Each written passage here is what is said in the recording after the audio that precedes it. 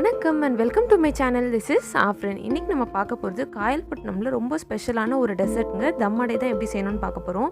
இதோட ingredients என்னங்கறத பார்த்துட்டு வீடியோக்குள்ள போய்டலாம். ஜெனரலா தம்மடை செய்யிறது ரொம்ப டஃப் அப்படி நினைச்சு வீட்ல யாருமே ட்ரை பண்ண மாட்டாங்க. பட் அது ரொம்பவே சிம்பிள் தான்.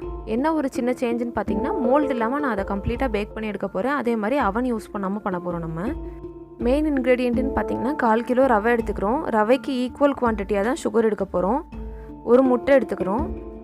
பெரிய தேங்காயா இருந்தா ஒரு தேங்காய் இல்லனா மீடியம் சைஸா இருந்தா 2 தேங்காயில இருந்து தேங்காய் பூ எடுத்து வச்சுக்கோங்க.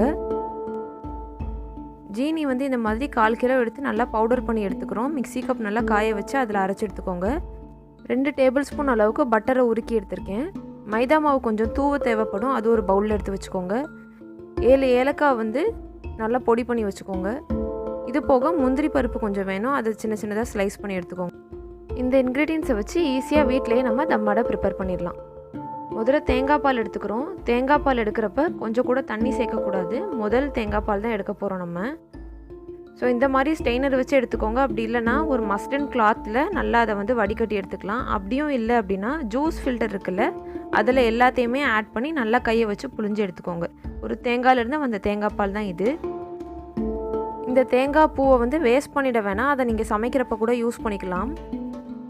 மிக்ஸ் பண்ணுறதுக்கு வசதியாக பெரிய பவுல் எடுத்துக்கோங்க. அதில் ரவை ஆட் பண்ணிவிட்டு தேங்காய் பால் கொஞ்சம் கொஞ்சமாக அதில் விட்டு நம்ம மிக்ஸ் பண்ண போகிறோம். ரொம்ப தண்ணி ஆக்கிட வேணாம். ஸோ லைட்டாக விட்டு மிக்ஸ் பண்ணி பாருங்கள். பத்தலைன்னா இன்னும் கொஞ்சம் தேங்காய் பால் ஆட் பண்ணுங்கள். அதே மாதிரி மிக்ஸ் பண்ணிகிட்டே இருங்க. கை வச்சும் மிக்ஸ் பண்ணலாம். கட்டி கட்டியாக சேர்ந்துடாமல் ஈவனாக வர மாதிரி நம்ம நல்லா மிக்ஸ் பண்ணணும். இப்போ நம்ம மிக்ஸ் பண்ணுறது வந்து ஒரு 3 மணி நேரம் ஊற வைக்க போகிறோம். அதுக்கப்புறம் தான் யூஸ் பண்ணுவோம். எல்லாம் தேங்காய் பாலையும் நான் இப்போ மிக்ஸ் பண்ணிட்டேன். இப்போ முட்டையை வந்து நல்லா பீட் பண்ணிவிட்டு அதுக்கப்புறமா இந்த ரவையோடு ஆட் பண்ணிக்க போகிறேன். ஸோ இந்த மாதிரி நல்லா பீட் பண்ணதுக்கப்புறமா முட்டையை வந்து இந்த ரவை மிக்ஸோடு ஆட் பண்ணிக்கோங்க. ஆல்ரெடி தேங்காய் பால் சேர்த்ததில்ல. ஸோ இதையும் ஆட் பண்ணிவிட்டு நல்லா மிக்ஸ் பண்ணிவிட்டு இந்த மிக்சரை நம்ம ஒரு 3 மணி நேரம் நல்லா ஊற வச்சுட்டு அப்புறம் தான் யூஸ் பண்ண போகிறோம். ரொம்ப கட்டியாகவும் இருக்காது, ரொம்ப தண்ணியாகவும் இருக்காது. இந்த மாதிரி ஒரு பதம் வர்ற வரைக்கும் கலக்கினா போதும்.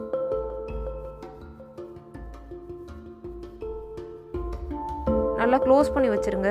3 மணி நேரம் கழித்து பார்த்தீங்கன்னா இப்படி இருக்கும். அதை லைட்டாக மிக்ஸ் பண்ணி விட்டுட்டு சுகர் பவுடர் இருக்கு இல்லையா, அதை நம்ம இதோட ஆட் பண்ண போகிறோம். நமக்கு நல்லாவே தெரியும் சுகர் பவுடர் ஆட் பண்ண நமக்கு அதிலிருந்து கொஞ்சம் தண்ணி விட ஆரம்பிக்கும். கொஞ்சம் கொஞ்சமாக வந்து ஜீனி பவுடர் வந்து அதில் சேர்த்துட்டே வாங்க. கம்ப்ளீட்டாக 250 கிராமே நம்ம அதோட ஆட் பண்ணிடலாம். ஸோ அது கூடயே எலாச்சி பவுடரும் சேர்த்துக்கிட்டேன். பட்டரும் ஆட் பண்ணிக்க போகிறோம். நல்லா மிக்ஸ் பண்ணுங்கள். கொஞ்சம் கொஞ்சமாக ஜீனியிலேருந்து தண்ணி விட ஆரம்பிக்கும். மிக்ஸ் பண்ணி முடிக்கிறப்ப நமக்கு இந்த மாதிரி ஒரு பதம் வரும். ஸோ இதுதான் கரெக்டான பதம். இதை நம்ம வந்து இப்போ பேக் பண்ணி எடுத்துடலாம். மோல்டு யூஸ் பண்ணியிருந்தால் நான் கேஷ்யூ நட்ஸை மேலே மட்டும் தான் தூவியிருப்பேன். மோல்டு இல்லாமல் ஃபுல்லாக பேக் பண்ணுறதுனால பாதி கேஷ்யூ நட்ஸை உள்ளே போட்டு மிக்ஸ் பண்ணிவிட்டு மிச்சத்தை மட்டும் நான் வந்து கார்னிஷ் பண்ண போகிறேன். இப்போ இதை நம்ம குக்கரில் தான் வச்சு பேக் பண்ணி எடுக்க போகிறோம். இது ஒரு அலுமினியம் பாத்திரத்தில் தான் நான் ஆட் பண்ணிவிட்டு வேக வைக்க போகிறேன். ஸோ அதில் முதல்ல பாட்டமில் கீ நல்லா தடவி எல்லா பக்கமும் நல்லா ப்ரஷ் பண்ணிடுங்க. லைட்டாக உப்பி வரும் நமக்கு, அதனால் சைட்ஸ்லேயும் கீ தடவிடுங்க. அதுக்கு மேலே இந்த மாதிரி மைதா மாவை தூவி விட்டுருங்க ஃபுல்லாக. அப்போ தான் நமக்கு வந்து பேக் பண்ணி எடுக்கிறப்ப கீழே ஒட்டாமல் அப்படியே விழுவும். இதை நம்ம வந்து இந்த அலுமினியம் இதில் ஆட் பண்ணிக்கலாம். சுகர் பவுடர் ஆட் பண்ணதுக்கப்புறம் ஊற வைக்க வேண்டிய அவசியம் இல்லை. டேரெக்டாக நம்ம வந்து இந்த மாதிரி பவுலுக்கு ஷிஃப்ட் பண்ணிக்கலாம். ஸோ எல்லாத்தையுமே ஆட் பண்ணிட்டோம். மிச்சம் இருக்கிற கேஷ்யூ நட்ஸையும் நான் மேலே தூவி விட்டுக்கிறேன்.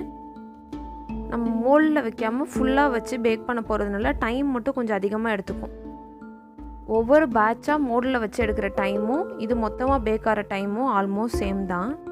இப்போ குக்கரில் வந்து நான் ஆல்ரெடி பாட்டம் ஃபுல்லாக கவர் ஆகிற மாதிரி மண் ஆட் பண்ணி 10 நிமிஷம் நல்லா சூடு பண்ணிட்டேன் ஃபுல் ஃப்ளேமில்.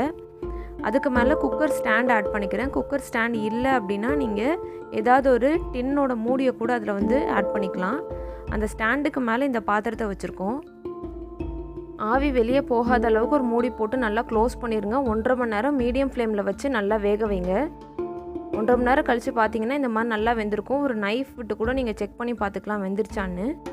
இப்போது கார்னர்ஸில் மட்டும் லைட்டாக கத்தி வச்சு இந்த மாதிரி கீறிட்டு ஒரு பிளேட்டில் இதை அப்படியே கவுத்துனீங்க அப்படின்னா ஃபுல் கேக்கை அப்படியே எடுத்துடலாம். ஈஸியாக விழுந்துடும். ஏன்னா நம்ம மைதா மாவு கீழே தெரிச்சிருக்கோம். ஓரத்துலலாம் கிறிஸ்பியாகவும் உள்ளே நல்லா சாஃப்டாகவும் தம்மடை பர்ஃபெக்டாக ரெடி ஆயிடுச்சு.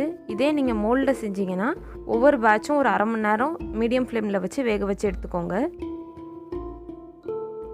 நம்ம சேனல் வீடியோஸ் பிடிச்சிருந்தா கண்டிப்பாக லைக் பண்ணுங்கள், சப்ஸ்கிரைப் பண்ணுங்கள். அப்படியே பெல் ஐக்கானையும் தவறாமல் கிளிக் பண்ணிடுங்க. உங்கள் ஃப்ரெண்ட்ஸ் அண்ட் ஃபேமிலியோடையும் தவறாமல் ஷேர் பண்ணுங்கள். இன்ஸ்டாகிராம் பேஜையும் கண்டிப்பாக செக் பண்ணுங்கள், ஆஃப்ரின்ஸ் குக் ஹவுஸ். ஏதாவது அக்கேஷன் டைமில் கூட நம்ம வீட்டில் கேக் செய்கிறதுக்கு பதிலாக இந்த மாதிரி தம்மடை பேக் பண்ணி வீட்டில் இருக்கிறவங்கள சர்ப்ரைஸ் பண்ணலாம்.